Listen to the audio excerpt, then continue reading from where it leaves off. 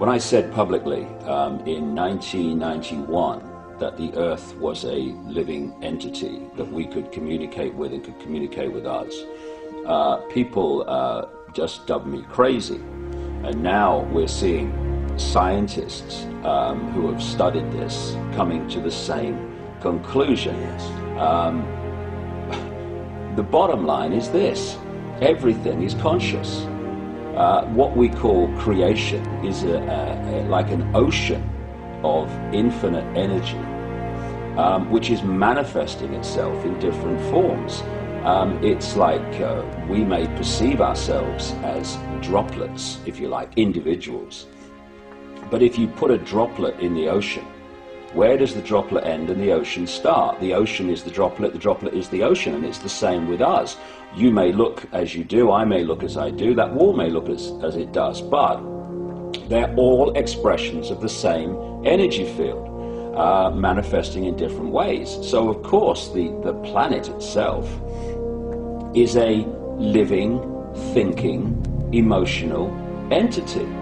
When a certain number of people come together and they choose in a moment of time to create a precise emotion in their hearts, that emotion literally can intentionally influence the very fields that sustain the life on planet Earth. These fields are now implicated in everything from the immune response of humans throughout the planet, climate, weather patterns, cycles of war in peace, our ability to solve problems, our cognitive abilities.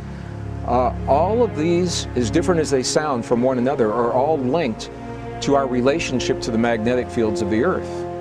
So what makes this so beautiful is every human on the planet is linked to the field, but not every human on the planet has to be consciously aware of their relationship to benefit from what a relatively few number of people come to understand.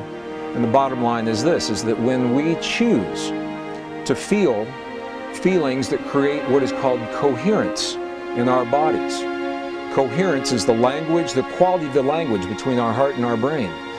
Certain kinds of heart-based experiences, such as appreciation, gratitude, forgiveness, care, compassion, those are the ancient understandings that have always been taught in the truest traditions of our past, and now our own science is finding that those same traditions are now documenting this very real effect in our hearts.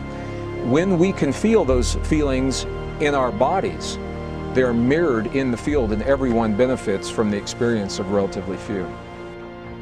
Life is a phenomenon that is universal in nature. Organic life is going to appear all throughout the cosmos, anywhere and everywhere that it can. And we are, in fact, divine manifestations. Life did not happen as some random happenstance here on Earth. It has been sent here from cosmic dust that's created from stars. The stars themselves are creating dust that has been tested as bacteria. As we are going through these cycles of evolution, we come back to an intrinsic core point, which is that the universe has an agenda.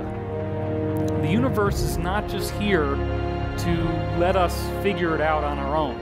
There is a very intelligent structure caused by a superintelligence, actually, that is governing how we evolve here on Earth. In other words, the events that actually happen, the historical events, the wars, the political conspiracies, the conflicts, all the stuff that involves, in many cases, loss of life, those events are not random.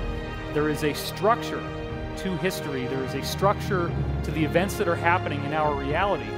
And we are infused by this greater cosmic consciousness. It is fundamentally one with us.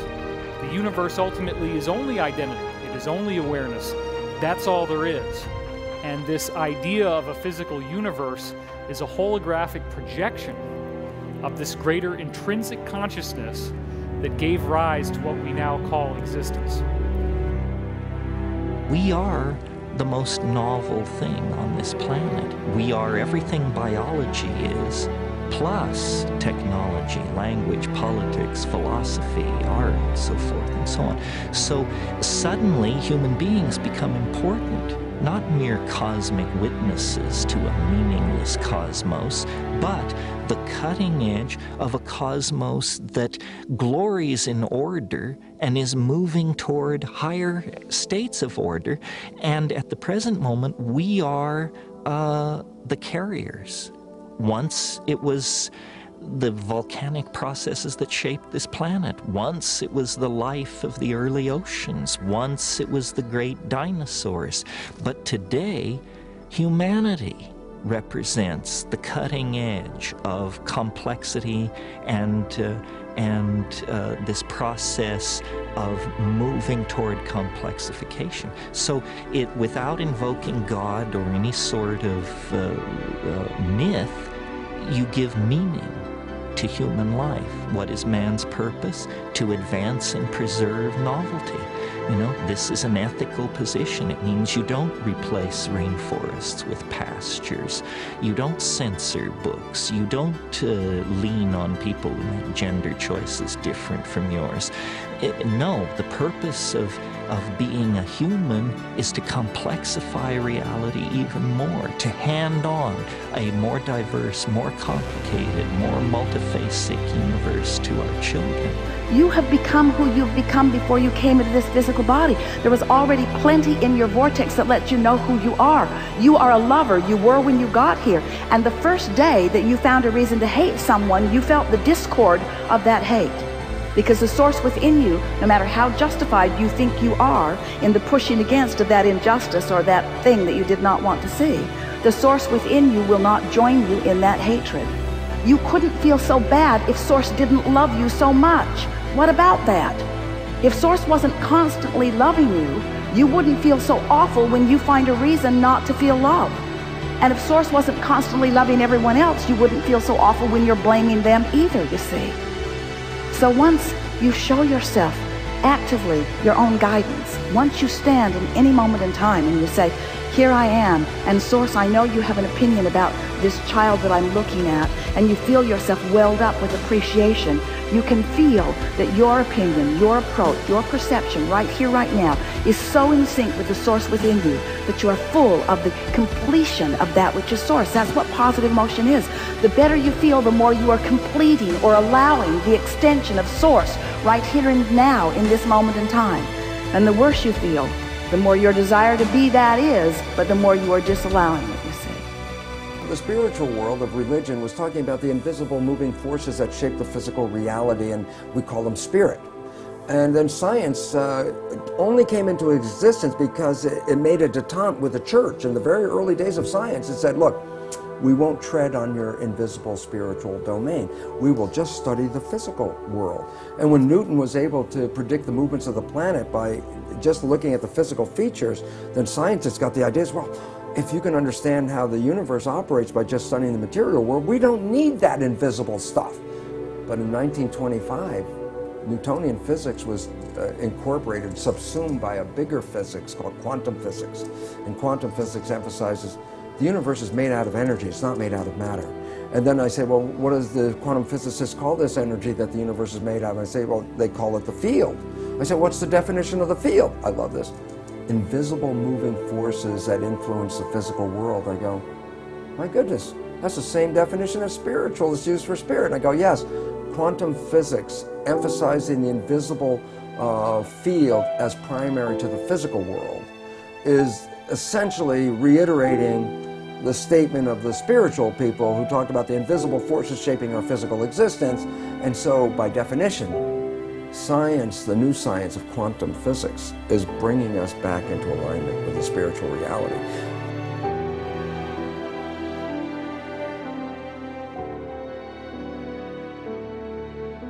Meditation is a way during your awakened state to actually connect with that inner, that part that's going in, that's going towards singularity. That sense of center is like an axe of spin of your body, is represented in Vedic tradition and Buddhist tradition as the vortex entering the crown and the Kundalini spiral going up. And the chakras are octaves at each level. And so the third eye, the throat, the heart, the aura, and the, you know, the sexual chakra and the base are all part of the octaves of the spiral that meet at the heart chakra. So now you can start to actually describe some of the most esoteric knowledge in terms of physics, and the physics of creation, not just any physics, the physics that makes everything occur. Either the universe is the most preposterous accident that it actually works, or there's some sort of intention to it.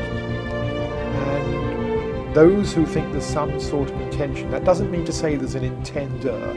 Let's be careful. Yes, I understand. Not that there's an intender, but that there is a direction. You could say this, when a child gets conceived, there is a direction. If things unfold, then that fertilized egg grows into a little fetus, which becomes a human being, which is born and grows up. There's that direction. And so what they're saying is there's the direction, there's an inevitable direction to evolution, and everything is set up so that this direction can happen. And what that direction is actually one of increased awareness, increased consciousness, increased knowing. And so there's a growing body of scientists who say the purpose of the universe, they don't like using the word purpose, but you know, the direction of the universe is knowledge, is that the universe is here to know itself, know itself, know itself.